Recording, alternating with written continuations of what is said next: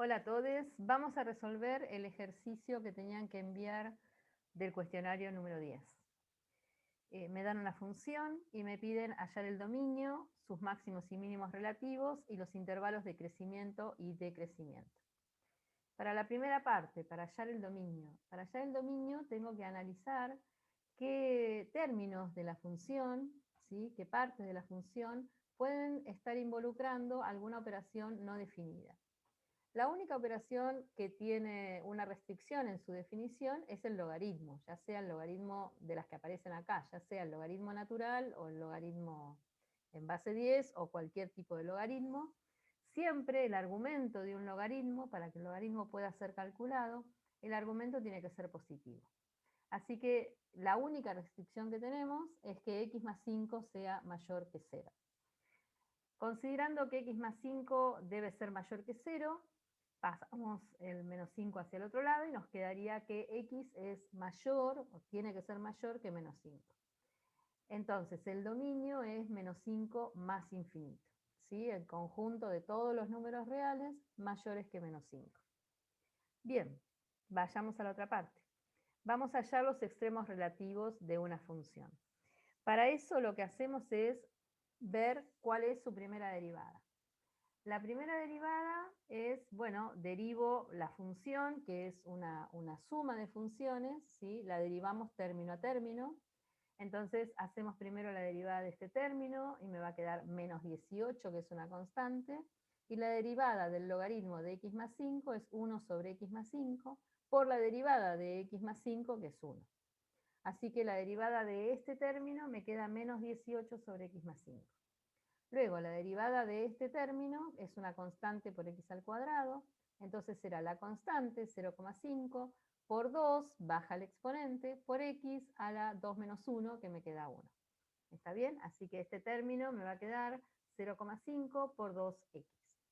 Y la derivada de una función lineal, 4x, es 4, que es la constante, y la derivada de x, que es igual a 1. Por lo tanto, la derivada nos quedó menos 18 sobre x más 5, menos x, simplificando el 0,5 con el 2, más 4. Lo que vamos a hacer ahora, lo que hice acá para simplificar, lo que vamos a hacer es sacar denominador común x más 5, ¿sí? Trabajarla algebraicamente y la derivada nos queda menos x al cuadrado menos x más 2 sobre x más 5, ¿sí? Hagan ustedes los pasos que faltan para pasar de una expresión a la otra. ¿Cómo hallamos los puntos críticos? Bueno, para hallar los puntos críticos tenemos dos condiciones o dos fuentes de puntos críticos. Por un lado, los ceros de la derivada y por el otro lado, aquellos puntos donde la derivada no está definida, pero la función sí. Bien, aquí la derivada no está definida en menos 5, pero la función tampoco está definida en menos 5. Por eso es importante sacar el dominio de la función, ¿está bien? Para hacer un análisis, digamos, coherente, ¿no? Y dar respuestas sobre cosas que existen, no sobre cosas que no existen. Bien, aquí entonces la única fuente de puntos críticos van a ser las raíces de la derivada. Planteamos f' de x igual a 0, eso nos queda menos x al cuadrado menos x más 2 sobre x más 5 igual a 0. Podemos pensar que paso dividiendo el denominador al otro lado y entonces nos queda menos x al cuadrado menos x más 2 igual a 0. ¿Sí? O bien decir que para que una fracción sea igual a 0, su numerador tiene que ser igual a 0, se llega a lo mismo. Bueno, saco factor común menos 1 simplemente para que no me moleste. En realidad ya acá, en este momento del ejercicio, uno puede aplicar Bhaskara directamente, porque es una ecuación cuadrática y se terminó, y sacar las raíces, ¿sí? O si no, se puede trabajar algebraicamente, digamos, un poquitito más. Sacamos este menos 1 y nos queda x al cuadrado más x menos 2. Y ahí las raíces salen fáciles, digamos, nos damos cuenta que tienen que ser menos 1, 1 y menos 2. ¿Sí? Igualamos ambos miembros a 0 y entonces nos queda x igual a 1, que hace 0 el primer factor, x igual a menos 2 hace 0 el segundo factor. Al mismo resultado hubieran llegado si aplicaban la regla de Bhaskara, es lo mismo. Bien, Decimos entonces que x igual a 1 y x igual a menos 2 son puntos críticos y como tales son candidatos a ser extremos relativos, ¿sí? O sea, yo en estos momentos todavía no puedo afirmar si estos puntos críticos son realmente extremos relativos o no, y menos aún decir quién es el máximo y quién es el mínimo. ¿Está bien? Esto es un error que cometieron bastante. Creer que los puntos críticos automáticamente son extremos. Eso es mentira, ¿sí? En la teórica vimos algunos ejemplos de funciones que tienen puntos críticos en determinados valores de x y que sin embargo esos puntos críticos no son extremos relativos, así que hay que tener cuidado. Bueno, ¿cómo sabemos si los puntos críticos realmente son extremos relativos? Para eso tenemos dos posibles criterios. Uno es el criterio de la primera derivada, que es el que yo voy a usar ahora, ¿sí? Y el otro es el criterio de la segunda derivada, que si alguno lo quiere utilizar, lo utiliza, y si no, no. En general, nosotros no lo enseñamos porque primero porque es engorroso trabajar con la segunda derivada, nuevamente hay que hacer un trabajo algebraico para ver, digamos, a tener esa segunda derivada en forma potable, y si esa segunda derivada te da 0 en los puntos críticos, la verdad es que no podés decir nada, tenés que seguir trabajando. Entonces por ahí uno trabaja un montón y no llega a nada. En cambio, con el criterio de la primera derivada, esto siempre funciona, ¿sí? Así que pareciera ser un poco más cómodo. Bueno, entonces, vamos a evaluar en realidad la función, ¿sí? Cuando hablo acá de la función, es la función derivada, ¿sí? La función que estamos trabajando ahora. ¿Por qué? Porque tenemos que ver si hay un cambio de signo en los puntos críticos, ¿sí?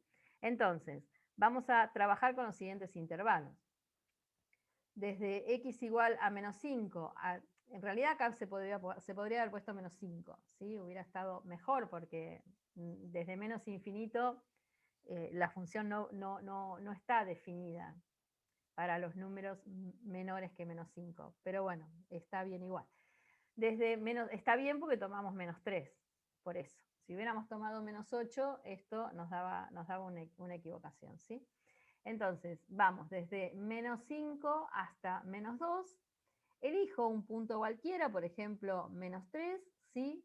Hago el signo de la... Aquí está hecho el cálculo de cuánto da la primera derivada en menos 3, que da menos 2, o sea que el signo es negativo, ¿sí? Si el signo es negativo, quiere decir, sin lugar a dudas, que en este intervalo, que aquí tiene que decir menos 5, en el intervalo menos 5 menos 2, la función es decreciente, ¿sí? Porque ya tiene una derivada negativa y la derivada no cambia de signo porque no se encuentra con ningún otro cero. Bien, estamos aquí en menos 2, que es el cero de la derivada, y seguimos adelante. El otro intervalo va a ser entre menos 2 y 1, o sea, pongo un intervalo que vaya, el primer intervalo llegaba o tenía como límite, pero no un límite que estuviera dentro del intervalo, este intervalo debe ser abierto. El primer punto crítico, que es menos 2. El segundo punto crítico es 1 y eso es lo que me va a definir el próximo intervalo para analizar. Es desde menos 2 hasta 1. Y el último intervalo es desde ese punto crítico, porque no tengo más, hasta más infinito. ¿Está bien? Entonces, hacemos los cálculos. Repito, lo que nos importa acá es el signo de la primera derivada. La primera derivada en el primer intervalo es negativa. La primera derivada en el segundo intervalo, donde tomamos el 0, que es un valor fácil de calcular, es positiva, y la primera derivada en el último intervalo es negativa. Entonces, como yo aquí paso de una primera derivada negativa a una primera derivada positiva, el punto crítico efectivamente es un mínimo, ¿sí? Si no hubiera habido cambio de signo en la primera derivada, entonces el punto crítico no es un extremo relativo. ¿Se entiende esto? Hay que verificar, hay que ver si realmente hay un cambio de signo en la primera derivada al pasar por el punto crítico. Si el cambio de signo se da, entonces ese punto crítico es un extremo. Si el cambio de signo no se da, entonces el punto crítico no es un extremo. ¿Ok? Entonces, vemos aquí que la primera derivada es positiva en el menos 2, 1, y cuando pasa por el 1, del otro lado del 1, 1 más infinito, se tomó el número 2, cualquier número en este intervalo estaría bien, me da negativa. Entonces pasa de positiva a negativa. Por lo tanto, si pasa de positiva a negativa, tengo un máximo. ¿Sí? Ahora sí puedo decir que menos 2 es un punto, es un mínimo y 1 es un máximo. ¿Está bien? Bien. Luego nos preguntaban, la última pregunta, en estos momentos es muy sencilla, ¿sí? En la última pregunta nos dice dar los intervalos de crecimiento y de decrecimiento. Bueno, con todo el análisis que ya hicimos, nos damos cuenta, o sea, analizando el signo de la primera derivada, nos damos cuenta que desde el menos 2, 1, estoy en un intervalo de crecimiento, ¿sí? ¿Por qué? Porque tengo una derivada positiva, menos 2, 1, una primera derivada positiva, y en los otros dos intervalos, o sea, en la unión de esos dos intervalos, desde menos 5 hasta menos 2 y de unión 1 más infinito, al tener una primera derivada negativa, entonces la función es decreciente. ¿Sí? Bueno, esto es todo. Acá de nuevo hay un error, bueno, es medio difícil. Vamos a corregirlo, aquí mismo en este momento, ¿sí? Así no tenemos problema con esto. ¿Sí? A ver si podemos escribir. Esto estaría bien, el grosor y todo lo demás. Entonces, acá tengo que escribir menos 5.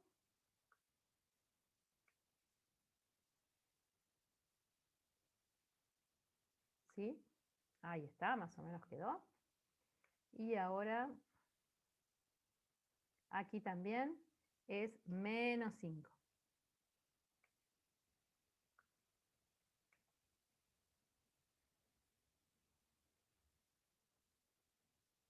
Y por las dudas vamos a remarcar este signo menos, que es correcto. ¿Sí? Arriba también. Bueno, disculpen, no me había dado cuenta de este error. Así que ahora lo estamos corrigiendo. Creo que todos entienden por qué. Ok. Bueno, esto es para que más o menos logren ustedes organizar su desarrollo cuando les preguntan sobre máximos y mínimos relativos. Bueno, hasta luego, chicos.